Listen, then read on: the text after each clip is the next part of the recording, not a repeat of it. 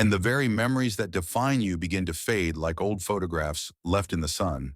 And the shocking truth is that this habit disguises itself as relaxation, as winding down, as a reward at the end of the day. But inside your brain, it acts as a saboteur, disrupting your sleep, inflaming your neurons, and eroding the delicate architecture of memory. And that habit is nightly alcohol consumption, even in what you've been told are safe or moderate amounts. Because while a glass of wine or a small cocktail might feel innocent, the alcohol seeps into your bloodstream, crosses the blood-brain barrier, and begins its slow, quiet work of reducing neurogenesis, the birth of new brain cells while shrinking the hippocampus, the very center of memory. And each sip, each pour, each toast accumulates, creating a biochemical storm that silently strips away your mental sharpness. And what's even more alarming is that alcohol interferes with the deep, restorative stages of sleep that your brain needs to clear out toxins like beta-amyloid, meaning that even if you sleep through the night, the brain's cleaning crew has been sent home, leaving waste products behind to form the plaques linked to Alzheimer's disease. And the warning signs might already be showing up in subtle ways. You forget why you walked into a room. You struggle to recall a familiar name. You feel a fog that wasn't there before. But instead of connecting the dots to the nightly drink, you blame stress, aging, or just having a bad day. And so the habit continues carving deeper ruts into your neural pathways, weakening the synapses that once fired effortlessly when you remembered faces, stories, conversations.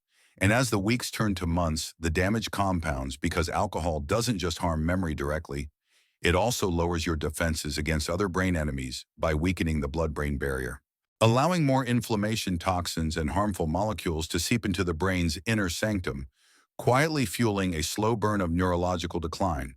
And what's rarely discussed is how alcohol also depletes critical nutrients like B vitamins and thiamine, stripping away the very cofactors your brain needs to make neurotransmitters to repair cell membranes to maintain energy balance. And without these vital building blocks, your brain cells struggle, falter, and die prematurely. And each glass of wine you believed was helping your heart may have been slowly unraveling your mind, leaving behind not only weaker memory, but also increasing your risk for mood disorders, anxiety, and depression. Because alcohol's impact is not limited to memory, it spreads its influence across the emotional centers, the decision-making hubs, the very circuits that allow you to feel joy, connection, motivation. And so as the years pass, the habit tightens its grip, and even small amounts become a steady drip of damage that accumulates silently, invisibly, until the signs are undeniable. And by then, reversing the harm becomes a steeper climb. But the powerful truth is that awareness today opens a door to action, because the brain, even in later years, retains an incredible ability to heal, to rewire, to restore function if given the chance. And stepping away from nightly alcohol, replacing that ritual with brain-nourishing alternatives like herbal teas, mindfulness, or gentle movement allows the brain's natural repair systems to awaken, to sweep away toxins, to regrow connections. And the challenge lies not just in breaking a habit, but in recognizing its hidden costs, because every glass you skip is a gift to your future clarity every evening. Without alcohol is an invitation for your brain to rebuild its strength, its memory, its vitality. And as you choose each day to protect rather than poison, to nourish rather than numb, you lay the foundation for sharper thinking, deeper joy, stronger memories that hold the stories, faces, and moments that make you who you are. And the decision is yours. Will you continue the quiet ritual that slowly steals pieces of your mind? Or will you take back control, one choice, one evening, one powerful step at a time? And yet alcohol is only the beginning of the silent sabotage. Because woven into the same habit that chips away at your memory lies another hidden enemy. Sedentary evenings, those long hours of sitting, of unwinding in front of the television, or scrolling endlessly on devices, a habit so normalized that its danger is invisible. But inside your brain, every hour of stillness reduces the blood flow that carries oxygen and nutrients to the very tissues responsible for memory and cognition. And what few realize is that the brain is a demand-driven organ, thriving only when challenged, stretched, and activated. So each evening spent in passive consumption, instead of active engagement, quietly weakens the neural connections that keep your mind sharp, and studies have shown that prolonged sitting is linked not just to physical decline, but to measurable shrinkage in regions like the hippocampus, meaning that every night spent immobile in a chair is another night of diminished brain resilience. And if you've ever noticed feeling sluggish, foggy, or less motivated after long periods of inactivity, that's not just fatigue, it's your brain signaling a lack of stimulation, a craving for movement, for novelty, for challenge. And the longer this pattern persists, the more the brain's networks atrophy from underuse because, unlike muscles that visibly weaken the brain's decline, is silent, hidden, accumulating under the surface until the signs of lost memory, lost processing speed, lost attention become undeniable. And yet the solution is deceptively simple every evening. Walk, every stretch, every light exercise session acts like a switch, turning on brain-derived neurotrophic factor, a molecule that fertilizes your neurons, encouraging them to grow, connect, and thrive. So the decision to move isn't just about your heart or your waistline. It's a direct investment in your memory, your focus, your cognitive future. And alongside the dangers of inactivity is the equally silent threat of chronic dehydration. Because as you sip your wine, or forget to refill your glass of water, your brain is slowly drying out, and with each drop in hydration, your brain's ability to transmit signals falters, its electrical activity slows, and even mild dehydration has been shown to impair short-term memory, attention, and mood. And the irony is that thirst often diminishes with age, leading many to underestimate their need for water. So this habit of neglecting hydration compounds quietly, creating a landscape inside your brain that is less supple, less responsive, more prone to fatigue and fog. And breaking this pattern doesn't require dramatic change. Just the conscious act of drinking more water, of replacing dehydrating beverages like alcohol or caffeine with hydrating, nourishing fluids that restore the brain's electrical and chemical balance. And alongside hydration lies another habit woven into your evenings that you may have overlooked: late-night eating, particularly of sugary, processed, or starchy snacks that spike insulin and blood sugar levels just before sleep, setting off a cascade of metabolic chaos inside your brain while you rest, because high insulin and glucose interfere with the brain's overnight housekeeping, impairing the glymphatic system that clears out toxins. And instead of waking refreshed, you wake groggy, clouded, unable to focus, and over time these repeated spikes accelerate insulin resistance in the brain, a hidden driver of cognitive decline now known as type 3 diabetes, a condition where the brain cells no longer respond properly to insulin, starving them of energy, shrinking their capacity for memory, for learning, for clarity. And the most alarming part is that this process can unfold silently for years before a diagnosis, while every late-night indulgence inches you closer to the tipping point. But awareness unlocks opportunity in shifting your evening routine toward lighter, lower carb, nutrient-rich meals eaten earlier to allow blood sugar to stabilize before sleep creates a metabolic environment where your brain can thrive, repair, and rejuvenate. And yet none of these shifts can fully protect your memory without addressing the silent assault of chronic stress, a habit so embedded in modern life that its danger is dismissed, minimized, ignored.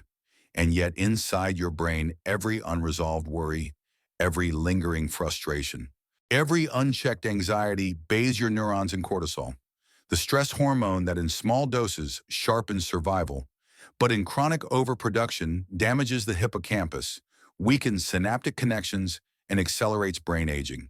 And perhaps you've felt it those days when you can't find the right word, when you struggle to stay focused, when your patience wears thin. And yet beneath those symptoms lies a biochemical imbalance driven by stress, a hidden erosion of cognitive resilience that worsens each day. The stress goes unrelieved and breaking. This habit isn't about avoiding life's challenges, but about creating micro moments of calm, weaving in deep breaths, mindfulness, gratitude practices, or quiet reflection into your daily rhythm. Because each pause interrupts the cortisol cascade. Each moment of calm allows the brain to reset, to recover, to protect its delicate networks, and when combined with movement, hydration, nutrient-rich eating, and sleep hygiene, These choices form a powerful shield against the habit that so many carry, without knowing, normalizing the very patterns that destroy memory over time. And so the challenge is no longer just about avoiding a single harmful act, but about dismantling an entire lifestyle of small cumulative choices that together chip away at the mind. Because every drink, every skipped walk, every late night sugary snack, every evening of stress left unresolved adds up. And yet every small change in the opposite direction rewrites the trajectory, nudging the brain toward healing, resilience, strength. So the question now becomes, will you continue the quiet habits that steal pieces of your mind, or will you interrupt them? Choose differently and reclaim the memory clarity and presence that remain yours to protect. And while these silent patterns work together to weaken your memory, there's one more hidden habit so deeply embedded in your daily life that you may not even recognize its corrosive power, relying on passive entertainment to fill your evenings, spending hours scrolling through social media feeds, channel surfing, or watching mindless television believing it's harmless relaxation. Yet beneath the surface, your brain is quietly starving for challenge, novelty, and stimulation. Because the shocking truth is that your brain functions like a muscle, requiring regular exercise to maintain its strength, flexibility, and growth. And every night spent passively consuming information without engagement allows those neural pathways to dull, prune, and weaken, leading to slower recall, fuzzier thinking, and a diminished ability to learn or retain new information. And the warning signs may already be showing in subtle ways: difficulty remembering recent conversations, struggling to follow multi-step instructions, or feeling overwhelmed when trying to juggle simple tasks. Yet instead of connecting these dots to cognitive underuse, many blame stress, distraction, or age, unknowingly allowing this quiet erosion to continue. And breaking this habit doesn't require abandoning entertainment altogether, but transforming it from passive to active, choosing instead to read challenging material, learn a new skill, work on puzzles, play a musical instrument, engage in lively conversations, or practice memory exercises that stimulate multiple brain regions, because each deliberate act of cognitive engagement ignites neuroplasticity, the brain's remarkable ability to form new connections, build alternate pathways, and compensate for natural age-related changes. And the more varied and stimulating these activities, the more resilient your memory becomes in the face of time, stress, and biological wear. And yet this cognitive neglect is compounded by another hidden force: chronic exposure to blue light at night from screens, tablets, and devices that silently suppress your brain's melatonin production, delaying the onset of deep restorative sleep, shortening critical REM cycles, and interfering with the brain's nocturnal cleaning system that flushes away cellular waste and neurotoxins. And every night spent scrolling in bed under artificial light undermines your brain's recovery window, increasing inflammation, oxidative stress, and the buildup of harmful proteins linked to cognitive decline. So breaking this habit requires reclaiming the darkness, dimming screens an hour before bed, replacing them with low-light reading or relaxation rituals that signal to your brain that sleep is near, protecting the integrity of your circadian rhythm, so the brain's healing systems can operate without disruption.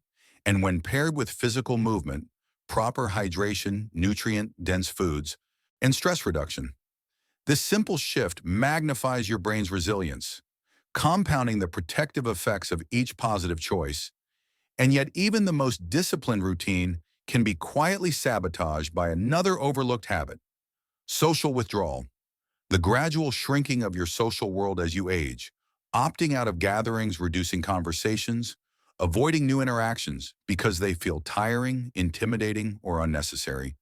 And while solitude can be restful, chronic isolation silently increases the risk of cognitive decline by depriving your brain of the rich, unpredictable stimulation that comes from social exchange, from navigating emotions, reading facial cues, responding in real-time, processing new perspectives, because social interaction uniquely exercises multiple brain regions simultaneously in ways that solitary activities cannot replicate.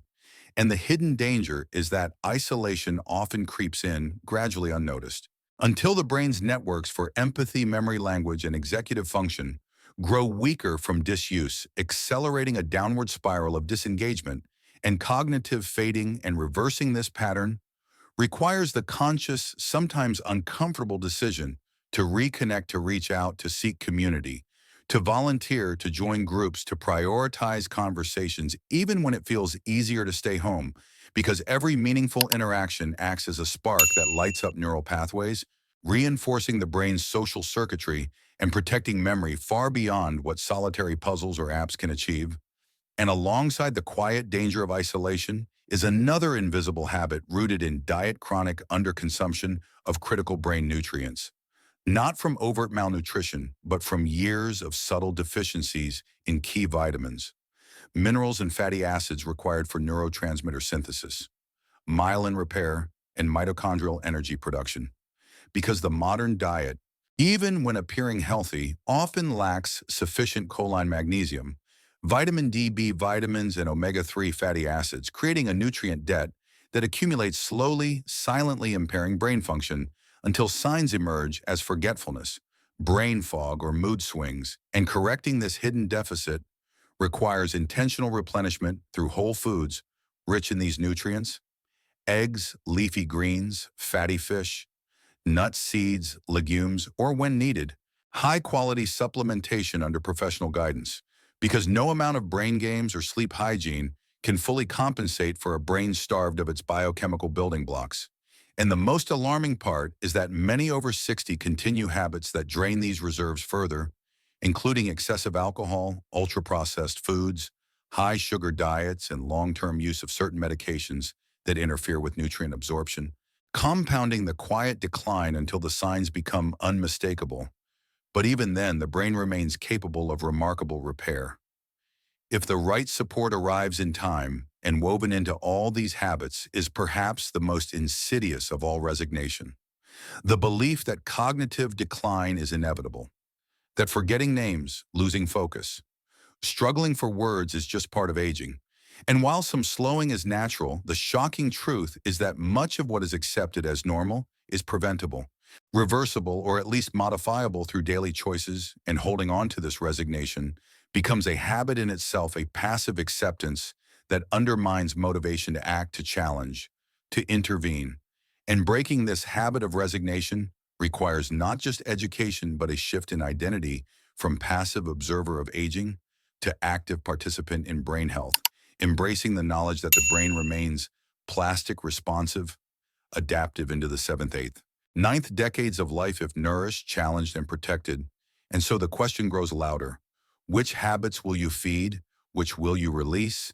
And how many days will pass before you reclaim the rituals that either erode or enhance the very essence of your mind?